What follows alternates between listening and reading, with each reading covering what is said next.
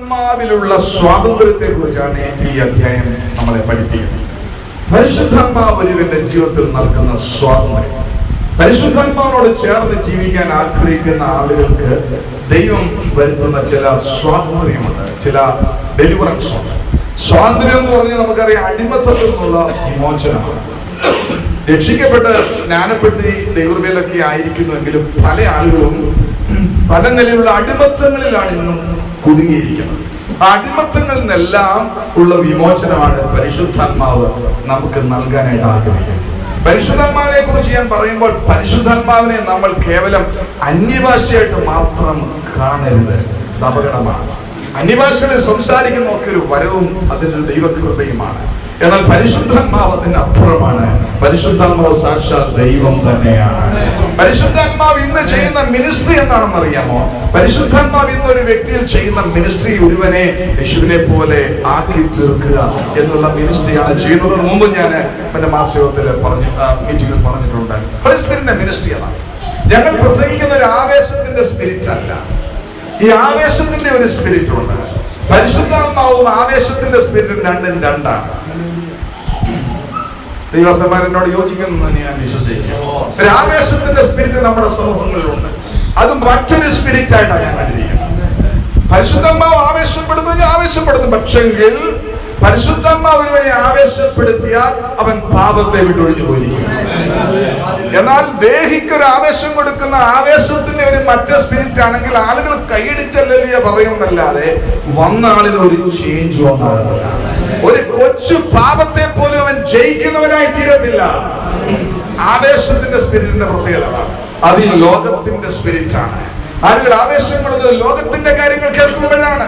നിന്റെ കടഭാരം മാറുമെന്നും നിന്റെ ഞെരുക്കം മാറുമെന്നും നിനക്ക് വീട് കിട്ടുമെന്നൊക്കെ പറയുമ്പോൾ ഉണ്ടാകുന്ന ആവേശമുണ്ടല്ലോ, അത് ആവേശത്തിന്റെ ഒരു സ്പിരിറ്റ് ആണ്, അത് ഹോളി സ്പിരിറ്റ് അല്ല. ഹോളി സ്പിരിറ്റ് വരുമ്പോൾ നമ്മുടെ ആവശ്യങ്ങളൊക്കെ ദൈവം നിറവേറ്റുന്നത്. മറുവശമേ ഹോളി സ്പിരിറ്റ് നമ്മളെ ഹോളിനെസ്സിലേക്ക് കൊണ്ടുപോകും. ഞാൻ എന്റെ സഭയിൽ പറഞ്ഞിട്ടുണ്ട്. യോഗിച്ചോ വന്ന സമയത്ത് ഒരു കേന്ദ്രമന്ത്രി എറണാകുളത്താണ്, കോട്ടയത്ത് ഓർക്കുന്നില്ല, പ്രസംഗിച്ച സമയത്ത് തിങ്ങിക്കൂടിയിരുന്ന വിശ്വാസ മക്കള് ചെയ്ത ഒരു കാര്യം ഞാൻ ഓർക്കുന്നുണ്ട്. ആ പ്രസംഗനായിട്ടുള്ള വ്യക്തി എല്ലാരെയും പിണക്കണ്ടെന്ന് വിചാരിച്ച് യേശുവിനെ മറ്റുള്ളവരുടെ കൂട്ടത്തിൽ ചേർത്ത് പിടിച്ചിട്ട് അവരിൽ ഒരുവനാണ് യേശു എന്ന് പറഞ്ഞപ്പോൾ അല്ലലിയെ പറഞ്ഞ് കൈയടിച്ച് അന്യഭാഷ പറഞ്ഞു കൊടുത്തുള്ള ആരാധിച്ചു. പറന്തൽ ഈ പ്രാവശ്യം നടന്ന കൺവെൻഷനിൽ നമ്മുടെ ബഹുമാനപ്പെട്ട മുഖ്യമന്ത്രി വന്ന് രണ്ടു വാക്യം പറഞ്ഞപ്പോഴത്തേക്ക് സഭയിൽ ആത്മാവിലാകാത്ത ആളുകൾ അവിടെ ആത്മാവിലായി. എന്തൊരു അതാണ് ആവേശത്തിന്റെ സ്പിരിറ്റ് എന്ന് പറയുന്നത്. അത് വേറൊരു സ്പിരിറ്റ് ആണ്. അത് എല്ലാ സ്പിരിറ്റും ആത്മാക്കൾ ദൈവത്തിൽ നിന്നുള്ളവയാണോ നമ്മൾ വിജയിക്കണം. ആവേശത്തിന്റെ സ്പിരിറ്റും പരിശുദ്ധാത്മാവും രണ്ടും രണ്ടാണ്. ആവേശത്തിന്റെ സ്പിരിറ്റ് ഉണ്ടാക്കുന്നവർക്കും അത് ഉള്ളവർക്കും ഒന്നും പാപത്തെ ജയിക്കേണ്ട ആവശ്യമില്ല, ഒരു ജീവിതത്തെ ക്രമീകരിക്കേണ്ട ആവശ്യമില്ല. അവർക്കൊരു അനുഭൂതി മാത്രം മതി.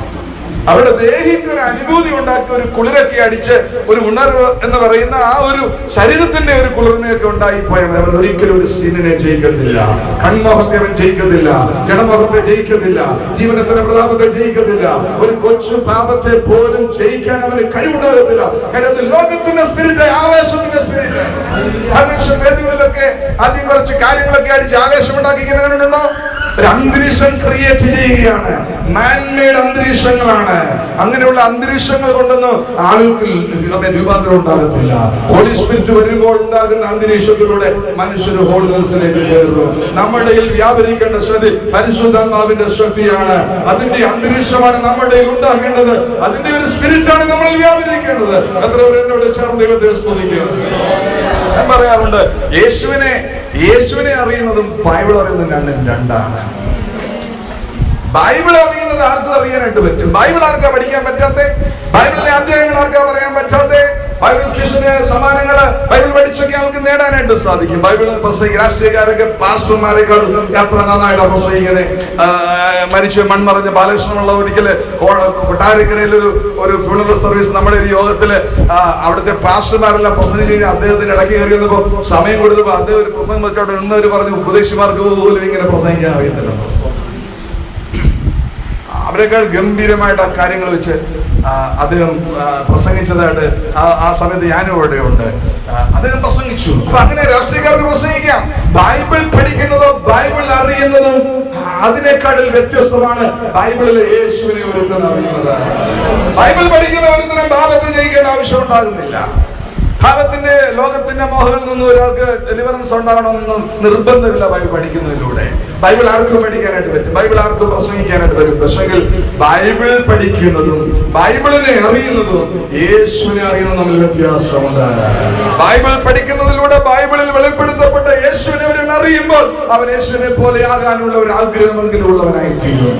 ആരും ഇവിടെ വെച്ച് പൂർണ്ണരാകുന്നൊന്നുമില്ലെങ്കിലും താഴ്മയോടെ ജീവിക്കാനായിട്ട്, സൗമ്യതയോടെ ജീവിക്കാനായിട്ട് യേശു എന്തിനാണല്ലോ വിളിച്ച് അധ്വാനിക്കുന്നവരും ഭാരം ചുമക്കുന്നവരാണുള്ളവരെ എന്റെ അടുക്കൽ വരികയും ഞാൻ നിങ്ങളെ ആശ്വസിപ്പിക്കാൻ പറഞ്ഞ അധ്വാനം ഭാരം ഒക്കെ എന്ന് പറയുന്നത് പാപത്തിന്റെ ഭാരം നിമിത്തമായിട്ട് കർമ്മമാർഗങ്ങളൊക്കെ ചെയ്ത് ന്യായപ്രമാണത്തിലെ കർമ്മമാർഗങ്ങളൊക്കെ ചെയ്തിട്ടും പരിഹാരമില്ലാതെ കുഴഞ്ഞ് വലഞ്ഞ് അലഞ്ഞ് ആളുകളോട് പറയുന്നേ, നിങ്ങൾ എന്റെ അടുക്കൽ വാ, ഞാൻ നിങ്ങളെ ആശ്വസിപ്പിക്കാം. പിന്നീട് പറഞ്ഞു, ഞാൻ സൗമ്യതയും താഴ്മയുള്ളവനാകിയാൽ എന്റെ മുഖം ഏറ്റുകൊണ്ട് എന്നോട് പഠിക്കുവീ. യേശു വിളിക്കുന്നത് പഠിക്കാനാ.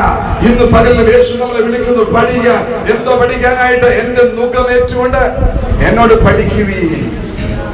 എന്നിട്ട് പറയാണ്, ഞാൻ സൗമ്യതയും താഴ്മയുള്ളവനാകിയ എന്റെ മുഖം ഏറ്റുകൊണ്ട് എന്നോട് പഠിക്കുവീ. അപ്പൊ പഠിക്കേണ്ട കാര്യം എന്താണ്? സൗമ്യതയും താഴ്മയുമാണ്. പൗലോസ് പറഞ്ഞില്ലേ, ക്രിസ്തു യേശുവുള്ള ഭാവം തന്നെ നിങ്ങളിലും ശാഠ്യത്താലും ദുരഭിമാനത്താലും ഒന്നും ചെയ്യാതെ ഓരോരുത്തൻ മറ്റുള്ളവനെ തന്നേക്കാൾ, ഇതൊക്കെ ഹോളി സ്പിരിറ്റ് വരുമ്പോ ഉണ്ടാകുന്നേ. വർഷങ്ങൾ എത്രയായി സഭയില് മറ്റുള്ളവരോട് പിണക്കും, ബുദ്ധിമുട്ടും, വഴക്കും, കുടുംബത്തിലെ വഴക്കും, ബഹളങ്ങള്, എല്ലായിടത്തും പ്രോബ്ലംസ്. എന്താ കാര്യം?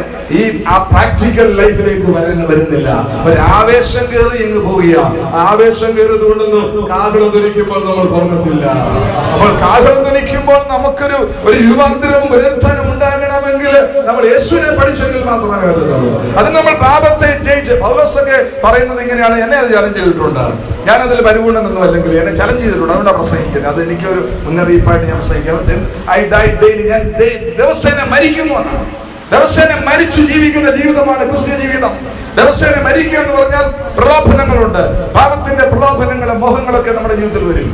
ചിലടത്ത് നമ്മൾ എടുക്കുന്ന ചില തെറ്റായ തീരുമാനങ്ങളുണ്ട്. ചിലതിനോടൊക്കെയുള്ള നമ്മുടെ തെറ്റായിട്ടുള്ള ചിന്തകളുണ്ട്. ഇതൊക്കെ പാപമാണെന്ന് മനസ്സിലാക്കി അതിനെ മരിക്കുക. പാപത്തിന്റെ ചിന്ത നമ്മുടെ മനസ്സിലായിരിക്കും ചിലപ്പോൾ വരുന്നത്. നമ്മളുടെ ചില കാര്യങ്ങൾ എടുക്കുന്ന തീരുമാനങ്ങളിൽ ലോകമയത്വം കാണും. അത് ചിലപ്പോൾ നമുക്ക് തോന്നത്തില്ല അത് ഉണ്ടെന്ന്. അവിടെയൊക്കെ നമ്മൾ പാപത്തിന് മരിച്ചു ജീവിക്കുന്ന ഒരു ജീവിതമാണ്. എന്നാലേ സാത്താന് മുമ്പിൽ നിർഗതിയായിട്ടുള്ളൂ. സാത്താൻ നിന്നെ കണ്ട് പേടിക്കണമെങ്കിൽ, പിശാച് നിങ്ങളെ വിട്ട് ഓടിപ്പോകണമെങ്കിൽ നിങ്ങൾ ദൈവത്തിന് കീഴടങ്ങണമെന്നാണ് പറഞ്ഞിരിക്കുന്നത്. ദൈവത്തിന് കീഴടങ്ങുക എന്ന് പറഞ്ഞാൽ താഴ്മയുള്ളവരായിട്ട്, നിങ്ങളമില്ലാത്തവരായിട്ട് തീരുക എന്നുള്ളതാണ്. അങ്ങനെ ഒരു ജീവിതമാണ് പ്രിയരെ നമ്മളെ കുറിച്ച് ആഗ്രഹിക്കുന്നത്. അതുകൊണ്ട് കഴിഞ്ഞ ദിവസങ്ങളൊക്കെ എന്റെ മനസ്സിൽ വന്ന 2 ചിന്തകൾ ഞാൻ ഇതിനോട് ചേർത്ത് വെച്ച് പറഞ്ഞതേ ഉള്ളൂ. ഞാൻ വായിച്ച ഭാഗത്തുള്ള ബന്ധത്തിലെ സന്ദേശങ്ങൾ പൂർത്തീകരിക്കാൻ പറ്റിയില്ലെന്ന് വന്നാലും ഈ ചിന്തകൾ എന്റെ ആത്മാവ് എനിക്കത് പഠിപ്പിച്ചു തന്നത്. ഒന്ന്, യേശുവിനെ അറിയുന്നതും ബൈബിൾ അറിയുന്നതും രണ്ടാണ്. യേശുവിനെ അറിയുന്നതാണ് പ്രധാനം. യേശുവിനെ അറിഞ്ഞെങ്കിൽ യേശുവിനെ പോലെ ആകാനായിട്ട് നമുക്ക് സാധിക്കുന്നു.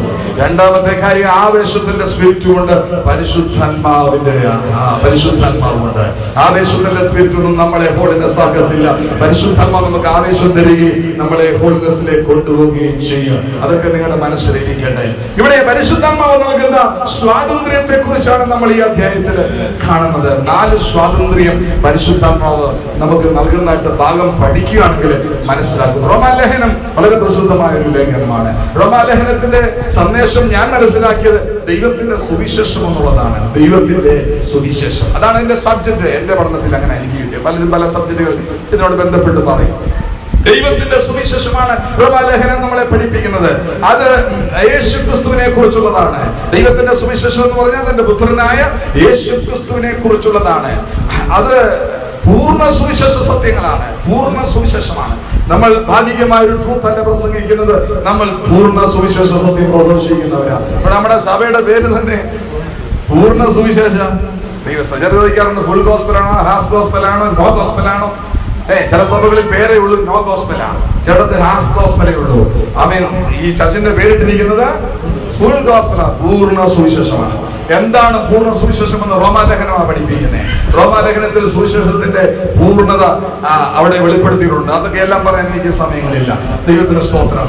നമ്മള് ഒന്നാം അധ്യായം മുതൽ ഇങ്ങോട്ട് വരുമ്പോൾ 1-2 അധ്യായങ്ങളിലൊക്കെ കാണുന്നത് ഈ സർവ്വലോകവും പാപത്തിന്റെ കീഴിലാണെന്ന് പൗലോസ് സമർത്ഥിക്കുകയാണ്. 1-ാം അധ്യായത്തിലൊക്കെ ജാതീയ ലോകം പാപത്തിന്റെ കീഴിലാണെന്ന് പറയുന്നു. 2-ാം അധ്യായത്തിലേക്കൊക്കെ വരുമ്പോൾ യഹൂദ ലോകം പാപത്തിന് കീഴിലാണെന്ന് പറയുന്നു. 3-ാം അധ്യായത്തിൽ വരുമ്പോൾ ജാതീയ ലോകം യഹൂദ ലോകം മാത്രമല്ല മൊഴി ലോകവും പാപത്തിന് കീഴിലാണ്.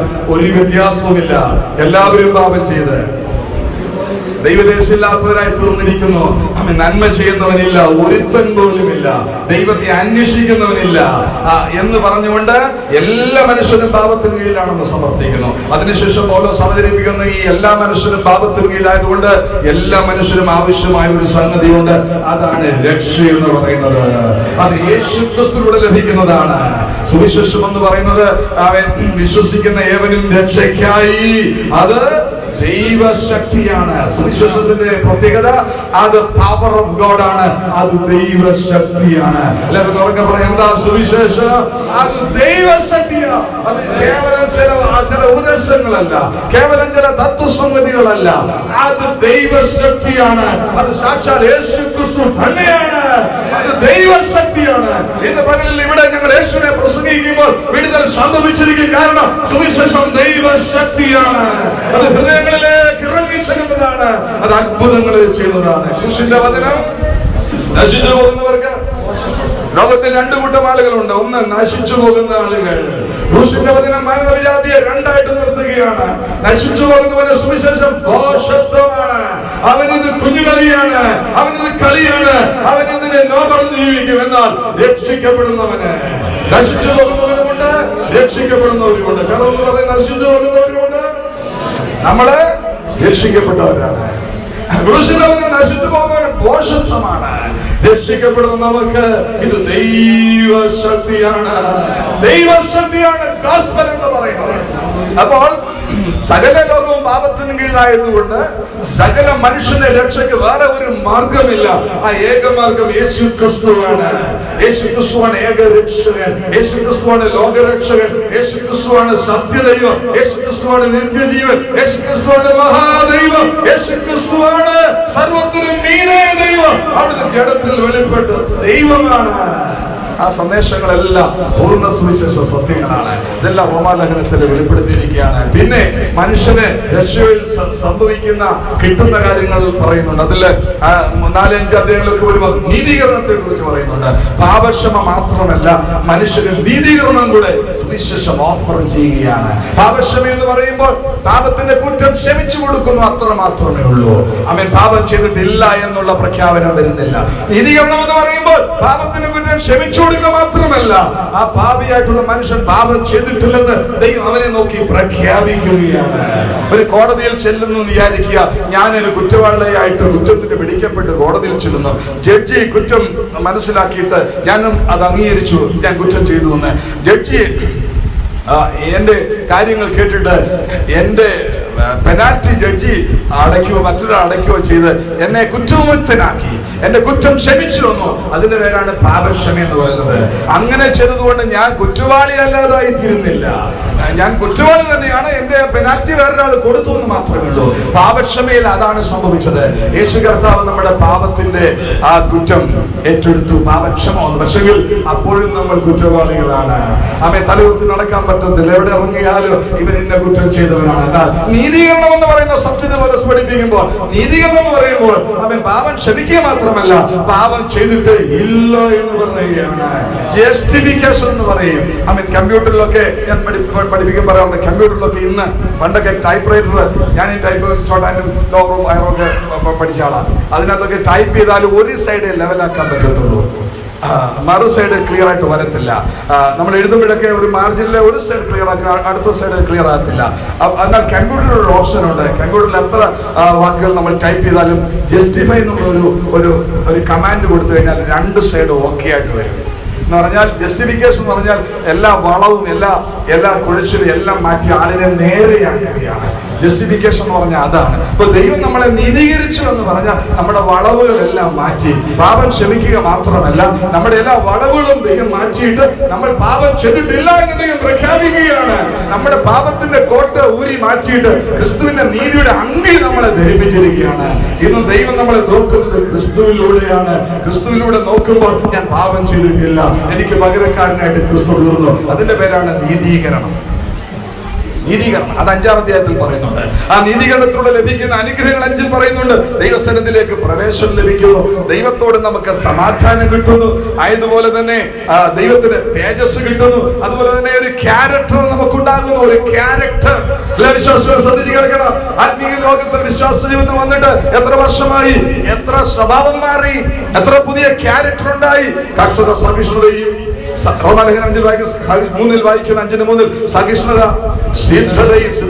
സിദ്ധത എന്ന് പറഞ്ഞാൽ ക്യാരക്ടർ എന്നാണ്. സിദ്ധത ക്യാരക്ടർ. ഏത് ക്യാരക്ടറാണ്? അപ്പന്റെ ക്യാരക്ടറാണോ, അമ്മയുടെ ക്യാരക്ടറാണോ നമുക്ക് ആവശ്യം? ആമേൻ, സ്തോത്രം. ആരുടെ ക്യാരക്ടറാണ്, ആരുടെ സ്വഭാവമാണ് ഏറ്റവും നല്ല സ്വഭാവം? ആരുടേതാണ്? ചേർന്നവൻ ആരുടേതാണ് ഏറ്റവും നല്ല സ്വഭാവം? യേശുവിന്റെ സ്വഭാവമാണ്. എല്ലാ മക്കളും, എല്ലാ കുഞ്ഞുങ്ങളും ചേർന്ന് പറയും ആരുടെ സ്വഭാവം ഏറ്റവും നല്ല ബെസ്റ്റ് ക്യാരക്ടർ ആരുടേതാണ്? യേശു ക്രിസ്തുവിനേതാണ്. അപ്പോൾ കഷ്ടത, സഹിഷ്ണുതയും, സിദ്ധത പ്രത്യാശ ഉളവാക്കുന്ന. അപ്പൊ നീതീകരണത്തിന്റെ റിസൾട്ടുകളാണ് അവിടെ ഇങ്ങനെ പറഞ്ഞു വരുന്നത്. അബ്രഹാമിന്റെ നീതീകരണത്തെ കുറിച്ച് ഒക്കെ നമ്മൾ 4-ാം അധ്യായത്തിൽ വായിക്കുന്നുണ്ട്. അതെല്ലാം ഇങ്ങനെ പറഞ്ഞു വന്നിട്ട് പൂർണ്ണ സുവിശേഷത്തിന്റെ പ്രോഗ്രസ് ഇങ്ങനെ പറഞ്ഞു വന്നിട്ട് പിന്നെ വിശുദ്ധീകരണത്തെ കുറിച്ച് പറയുന്നുണ്ട്. രക്ഷിക്കപ്പെട്ട ഒരു വ്യക്തി, സ്നാനപ്പെട്ട ഒരു വ്യക്തി 6-ാം അധ്യായത്തിൽ വരുമ്പോൾ സ്നാനത്തെ കുറിച്ച് പറയുന്നുണ്ട്. പാപസംബന്ധമായിട്ട് മരിച്ചവരായ നാം ഇനി അതിൽ ജീവിക്കുന്ന എങ്ങനെ? അല്ല, യേശുക്രിസ്തുവിനോട് ചേരുവാൻ അവിടെ വായിക്കുന്നുണ്ട്. നമ്മൾ അവന്റെ മരണത്തിൽ പങ്കാളികളാകുവാൻ സ്നാനമേറ്റിരിക്കുന്നു, നിങ്ങൾ അറിയുന്നില്ലയോ എന്ന് പറയുന്നുണ്ട്. അവിടെ സ്നാനത്തിന്റെ ഉപദേശം. രക്ഷിക്കപ്പെട്ട ഒരു വ്യക്തി സ്നാനപ്പെടണം. രക്ഷയ്ക്ക് മാനസാന്തരം, വിശ്വാസം വേണം. എല്ലാവരും ശ്രദ്ധിച്ച് കേൾക്കാൻ. രക്ഷയ്ക്ക് 2 കാര്യം ഇമ്പോർട്ടന്റ്. മാനസാന്തരം വേണം, വിശ്വാസം വേണം. മാനസാന്തരം എന്ന് പറഞ്ഞാൽ തിരിച്ചിലെന്നാണ് അർത്ഥം. മാനസാന്തരം എന്ന് പറഞ്ഞാൽ തെറ്റായ വഴിയിൽ നിന്ന് ശരിയായ വഴിയിലേക്ക് തിരിയുക. ടേൺ അറൗണ്ട്, അബൌട്ട് ടേൺ എന്ന് പറയും. അതാണ് മാനസാന്തരം എന്ന് പറയുന്നത്. ഞാൻ എനിക്ക് വേണ്ടി ജീവിച്ച ജീവിതത്തിൽ നിന്ന് ഞാൻ എനിക്ക് വേണ്ടി എന്നുള്ള ജീവിതം മാറിയിട്ട് ഞാൻ കർത്താവിന് വേണ്ടി എന്നുള്ള ജീവിതത്തിലേക്ക് തിരിയുകയാണ്. അതിന്റെ പേരാ മാനസാന്തര. സെൽഫ് സെന്റേർഡ് ലൈഫിൽ നിന്ന് ഗാഡ് സെന്റേർഡ് ലൈഫിലേക്ക് ഒരു വ്യക്തി തിരിച്ചെന്ന് പറയുന്ന പേരാ മാനസാന്തരം. നമ്മളൊക്കെ മാനസാന്തരപ്പെട്ടെന്ന് പറയുന്നവരും മാനസാന്തരപ്പെട്ടവരും. പക്ഷെ ചോദ്യം, സെൽഫ് സെന്റേർഡ് ആയിട്ടുള്ള ലൈഫിൽ നിന്ന് എത്രമാത്രം നമ്മൾ വിടുവിക്കപ്പെട്ടു? എനിക്ക് എന്റേത്, ഞാൻ പറയുന്നതാ ശരി, ഞാനാണ് മിടുക്കൻ, എന്നെ കഴിഞ്ഞ് വേറെ ആളില്ല, ഞാനായി സഭയുടെ ആള്, ഞാനിലൂടെ അല്ല എന്നൊക്കെ നമ്മളൊക്കെ പറയുന്ന, ഞാനാ വലിയ പ്രസംഗകൻ, ഞാനെല്ലാം അറിയാവുന്ന ആള്, എന്റെ അത്ര അറിയാവുന്ന ഇങ്ങനെയൊക്കെയുള്ള നമ്മുടെ സെൽഫ് സെന്റേർഡ് ലൈഫിൽ നിന്ന് നമ്മൾ എത്ര പേര് മാനസാന്തരപ്പെട്ടിട്ടുണ്ട്? അതിനകത്തുമൊക്കെ നമ്മൾ കർത്താവിലേക്ക് തിരിയുന്ന, അങ്ങയുടെ രാജ്യം വരണമേ, അങ്ങയുടെ ഇഷ്ട സ്വർഗത്തിലെ പോലെ ഭൂമിയിലുമാകണമേ, അങ്ങയുടെ നാമം പരിശുദ്ധമാക്കപ്പെടണമേ. ആ പ്രാർത്ഥനയിൽ തന്നെ നമുക്കുണ്ടായിരിക്കേണ്ട ഒരു പ്രധാനപ്പെട്ട കാര്യമാണ്. പ്രാർത്ഥനയിൽ നമ്മൾ പരിശുദ്ധാത്മാവിൽ പ്രാർത്ഥിക്കുക എന്ന് പറഞ്ഞാൽ ഗോഡ് സെന്റേർഡ് പ്രയർ ആണ്. ആത്മാവ് കൊണ്ട് പ്രാർത്ഥിക്കുന്നതാണ് അന്യഭാഷയിൽ പ്രാർത്ഥിക്കുന്നത്. അത് മനസ്സ് ബുദ്ധി അബലമാകുമ്പോൾ നമുക്ക് അങ്ങനെ പ്രാർത്ഥിക്കാൻ പറ്റും. പക്ഷേ പരിശുദ്ധാത്മാവിലാണ് ഏത് നേരത്തും പ്രാർത്ഥന ഗോഡ് സെന്റേർഡ് പ്രയർ ആയിരിക്കണം. അതിനകത്ത് പ്രഥമ സ്ഥാനമല്ല, ദൈവത്തിന്റെ നാമം വിശുദ്ധീകരിക്കപ്പെടണമെന്നുള്ളതായിരിക്കണം. കർത്താവിന് മഹത്വം ഉണ്ടാകട്ടെ. അപ്പോൾ നീതീകരണമൊക്കെയാണ് ഈ 5-ാം അധ്യായത്തില്. പിന്നെ 6-ലൊക്കെ നമ്മൾ സ്നാനത്തെ കുറിച്ച് പറയുന്നുണ്ട്. ആരാണ് സ്നാനപ്പെടേണ്ടത്? പാപത്തിന് മരിച്ചവനാണ് സ്നാനപ്പെടേണ്ടത്. പാപത്തിന് മരിക്കാൻ പൂർണ്ണതയിലൊന്നും ഒരാൾ എത്തുന്നില്ലെങ്കിൽ പോലും സ്നാനപ്പെടാൻ വരുന്ന ആള് അറിയണം, ഞാൻ പാപത്തിന് മരിച്ചിരിക്കുന്നു. പാപത്തോട് ബൈ പറഞ്ഞിരിക്കുകയാണ്. പാപം ഇനി എന്റെ മേൽ കർത്തൃത്വം നടത്തുകയില്ല. നമ്മൾ പാപത്തിന് അധീനരല്ല. അതുകൊണ്ട് പാപം നമ്മളിൽ കർത്തൃത്വം നടത്തുകയില്ല. നമ്മൾ നീതിക്ക് അധീനരാണ്. അതുകൊണ്ട് നമ്മുടെ ജീവിതത്തിൽ പാപത്തിന് യാതൊരു സ്ഥാനമില്ല. എപ്പോൾ പാപം വന്നാലും പാപത്തെ വിട്ട് ഓടിക്കൊള്ളണം. ഇവിടെ കേട്ടല്ലോ, അവൻ ജോസഫ് ഓടിയതുപോലെ നമ്മൾ ഇതിനെയൊക്കെ വിട്ട് ഓടേണ്ടവരാണ്. ദൈവത്തെ മഹത്വപ്പെടുത്തിക്കൊണ്ട് ഹല്ലേലൂയ, പ്രൈസ് ദി ലോർഡ്. അപ്പം ഡെഡ് ടു സിൻ, പാപത്തിന് മരിക്കാണ്. ഒരുവൻ ക്രിസ്ത്യാനിയാകുന്നത്, സത്യത്തിൽ ഒരുവൻ ശിഷ്യനായിട്ട് തീരുന്നത്, യേശു ഒരാളെ വിളിക്കുന്നത് വിശ്വാസിയായിരിക്കാനല്ല, ശിഷ്യനാകാൻ വേണ്ടിയാ. എല്ലാവരും പറയാൻ എന്തുവാകാൻ വേണ്ടിയാ? ശിഷ്യത്വത്തിലേക്ക് ഒരുവൻ വരുന്നതിന്റെ ഒരു ഫസ്റ്റ് സ്റ്റെപ്പാണ് ബാപ്റ്റിസം എന്ന് പറയുന്നത്, സ്നാനം എന്ന് പറയുന്നത്. അതൊരു വിശ്വസിച്ചിട്ട് ചെയ്യേണ്ട കാര്യമാണ്. എന്താ വിശ്വസിക്കേണ്ടത്? യേശു ക്രൂശിൽ ചെയ്ത എല്ലാ കാര്യങ്ങളും ഞാൻ അതുപോലെ വിശ്വസിക്കുകയാണ്. എന്റെ പാപത്തെ അവിടെ യേശു വിധിച്ചു. എന്റെ പഴയ മനുഷ്യൻ യേശുവിനോട് ക്രൂശിക്കപ്പെട്ടു, സാത്താൻ തോൽപ്പിക്കപ്പെട്ടു. എനിക്കിനി പാപത്തിന് മേൽ ജയമാണ്, എനിക്കിനി സാത്താന്റെ മേൽ ജയമാണ്, എനിക്കിനി ലോകത്തിന്റെ മേൽ ജയമാണ്. ഈ ജയമെല്ലാം ഞാൻ വിശ്വസിച്ച് അംഗീകരിക്കുകയാണ്. ഇതൊക്കെയാണ് നമ്മുടെ വിശ്വാസികളെ പഠിപ്പിക്കുക. ഇങ്ങനെയൊക്കെ സജ്ജരാക്കി പഠിപ്പിച്ചാൽ ഇവൻ നിലനിൽക്കും, അല്ലെങ്കിൽ നിലനിൽക്കത്തില്ല.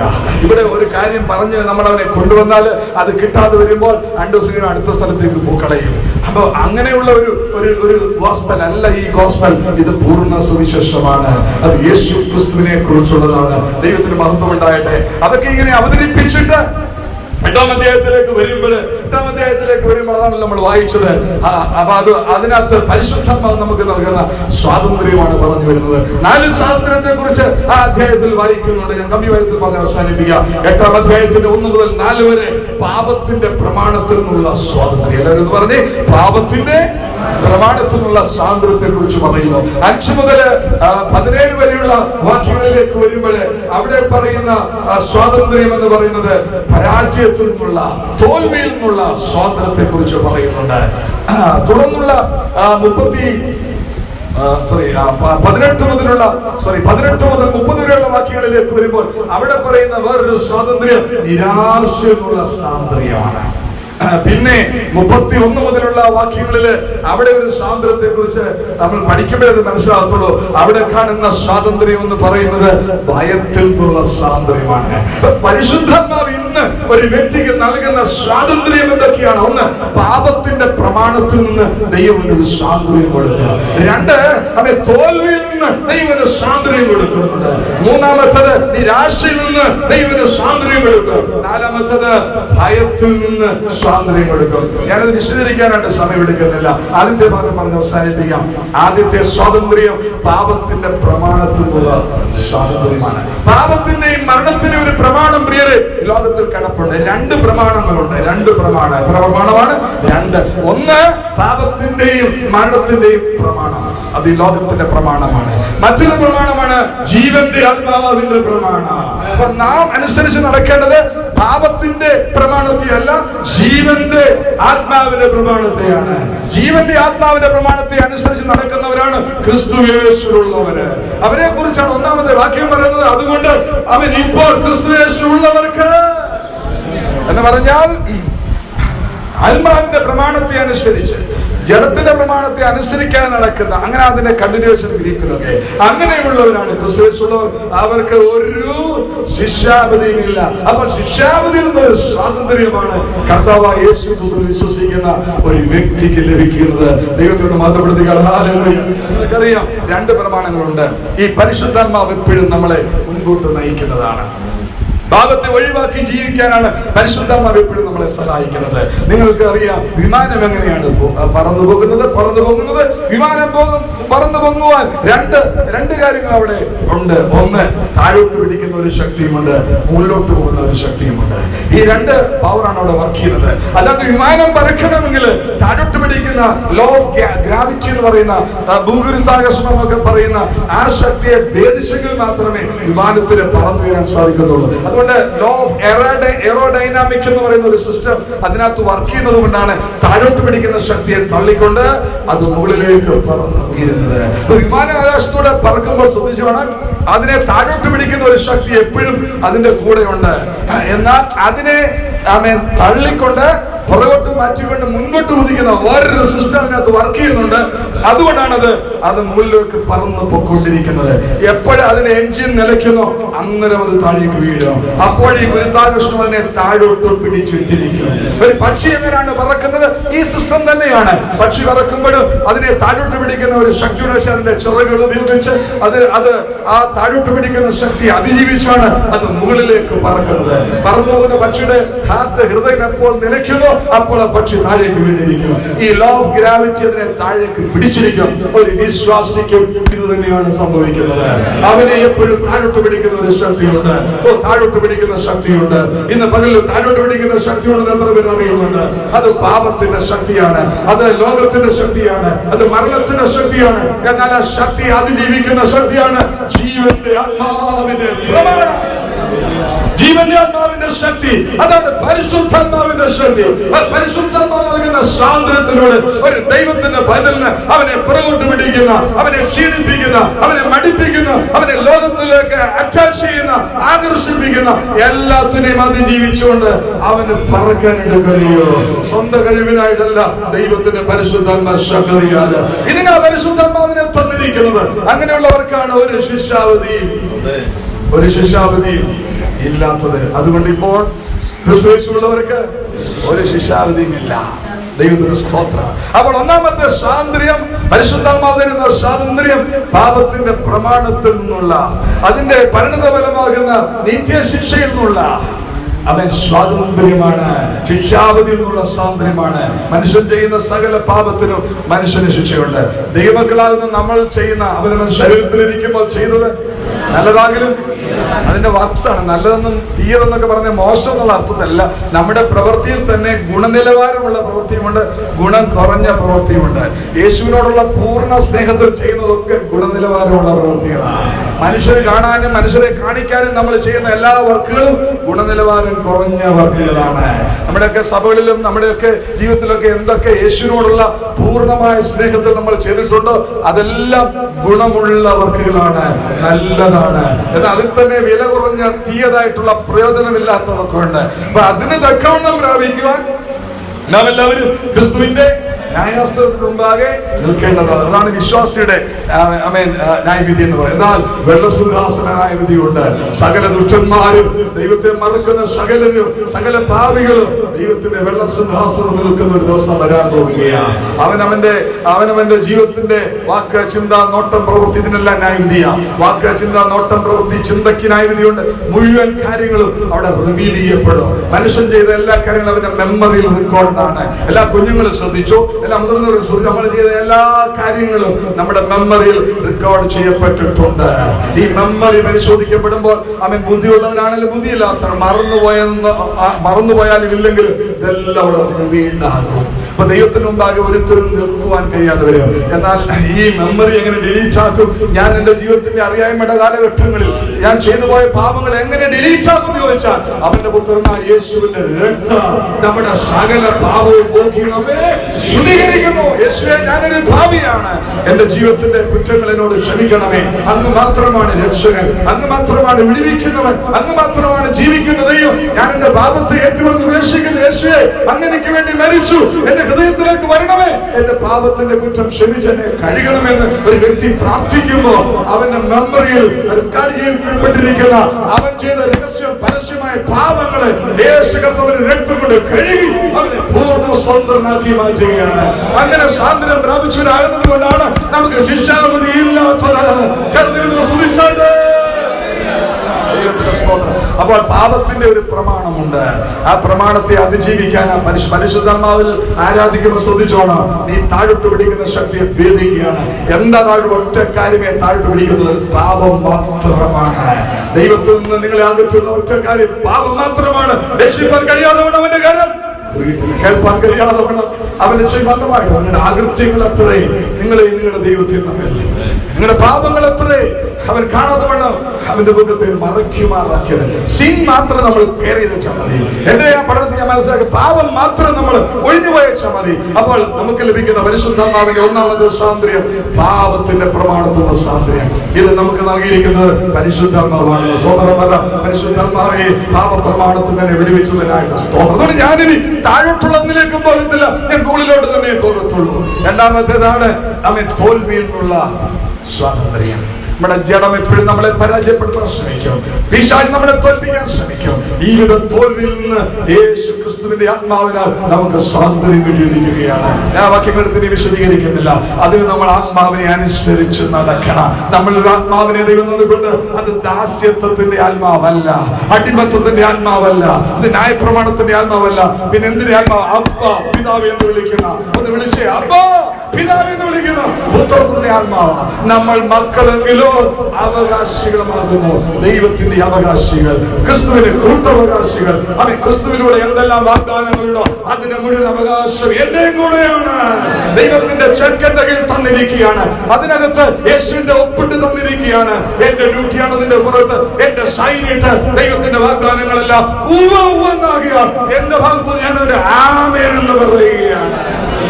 അബ്രഹാം ആമേൻ എന്ന് പറഞ്ഞതുപോലെ തന്റെ ശരീരം നിർജ്ജീവമായിരിക്കെ, ഭാര്യയുടെ ശരീരം നിർജ്ജീവമായിരിക്കെ, എല്ലാം നോ എന്ന് പറഞ്ഞപ്പോഴും അവൻ തന്നിലേക്ക് നോക്കാതെ, തന്റെ ശരീരത്തിലേക്ക് നോക്കാതെ, ഭാര്യയിലേക്ക് നോക്കാതെ, ഭാര്യയുടെ ശരീരത്തിലേക്ക് നോക്കാതെ അവൻ ദൈവത്തിന്റെ വാഗ്ദാനങ്ങളിൽ നോക്കി പറഞ്ഞു, ദൈവം ശക്തനാണ്. വാഗ്ദത്തം ചെയ്തു നിവർത്തിപ്പ ദൈവം ശക്തനാണ്. ഇന്ന് അബ്രഹാം പറഞ്ഞതുപോലെ അവൻ സ്തോത്രം ദൈവങ്ങൾ ചേർന്ന് പറ, ഈ വാഗ്ദത്തം അബ്രഹാമിന് മാത്രമുള്ളതല്ല, യേശു വിശ്വസിക്കുന്ന സകലർക്കും ാണ്. അവര് പറയണം, എന്റെ ദൈവം ശക്തനാണ്. ആത്മീകമായി എന്നെ വളർത്തുവാൻ, ആത്മീകമായി എന്നെ അഭിവൃദ്ധിയിലേക്ക് കൊണ്ടുവരുവാൻ, എനിക്ക് ബാലപ്രമാണത്തെ ജയിച്ച് ജീവിക്കുവാൻ എന്നെ സഹായിക്കുവാൻ എന്റെ ദൈവം ശക്തനാണെന്നൊന്ന് പറ. അപ്പോൾ തന്നെ നിന്റെ ഭൗതിക ജീവിതത്തിൽ നിന്നെ ഞെരുക്കുന്ന രോഗശക്തിയുടെ മേലെ, നീ അനുഭവിക്കുന്ന കടഭാരത്തിന് മേലെ, നീ അനുഭവിക്കുന്ന കുടുംബ പ്രശ്നങ്ങളുടെ മേലെ, നീറുന്ന വിഷയങ്ങളുടെ മേലെ, അത് രഹസ്യമാകട്ടെ പരസ്യമാകട്ടെ, സകല വിഷയത്തിന്മേൽ വിടുതൽ തരുവാൻ ഇല്ലാത്തതിനെ ഉള്ളതിനെ പോലെ വിളിച്ചു വരുത്തുന്ന, മരിച്ചവരെ ജീവിപ്പിക്കുന്ന ഒരു ദൈവം എനിക്കുണ്ട്. അവൻ ശക്തനാണെന്ന് പറ, അവൻ വിശ്വാസനാണെന്ന് എണ്ണി ഇന്ന് പകൽ ഒരുമിച്ച് ചേർന്ന് സ്വന്തം പറയാ. തോൽവിയിൽ നിന്ന് ഒരു ദൈവത്തെ തോറ്റിരിക്കേണ്ടവരല്ല. ജീവിതത്തിന്റെ ഏതെങ്കിലും മേഖലകളിൽ നിങ്ങൾ തോറ്റവരായിട്ട് തീർന്നിട്ടുണ്ടെങ്കിൽ, പാപം നിങ്ങളെ തോൽപ്പിച്ചിട്ടുണ്ടെങ്കിൽ, ഏതെങ്കിലും അടിമത്തങ്ങൾ, ഏതെങ്കിലും സ്വഭാവങ്ങൾ നിങ്ങളെ തോൽപ്പിച്ചിട്ടുണ്ടെങ്കിൽ, ഇതാ പരിശുദ്ധാത്മാവ് തരുന്നു ഒരു സ്വാതന്ത്ര്യം. തോൽവിയിൽ നിന്ന് പാട്ടുകാരൻ പറയും, തോൽവിയില്ല, ജയം നമുക്ക് അവകാശമേ.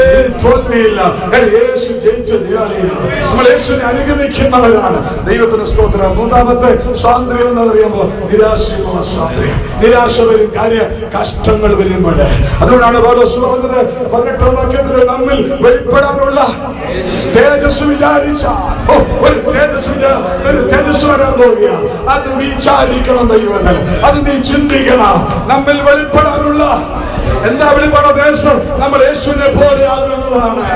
നമ്മൾ യോഹന്നാനിൽ വായിക്കുന്നുണ്ട്, അവൻ ബദ്ധനാകുമ്പോൾ നാം അവനെ താനിരിക്കുന്നത് പോലെ തന്നെ കാണുന്നതാകൊണ്ട് നമ്മൾ അവനോട് സാദൃശ്യന്മാരായി തീരുകയാണ്. കാണുക മാത്രമല്ല, നമ്മൾ യേശുവിനോട് സദൃശന്മാരായി തീരുക. അതുകൊണ്ടാണ് കുഞ്ഞാടിന്റെ കല്യാണം വന്നുവല്ല, തന്റെ കാന്തയിൽ തന്നെത്താൻ ഒരുക്കിയിരിക്കുന്നു എന്ന് പറഞ്ഞിരിക്കുന്നത്.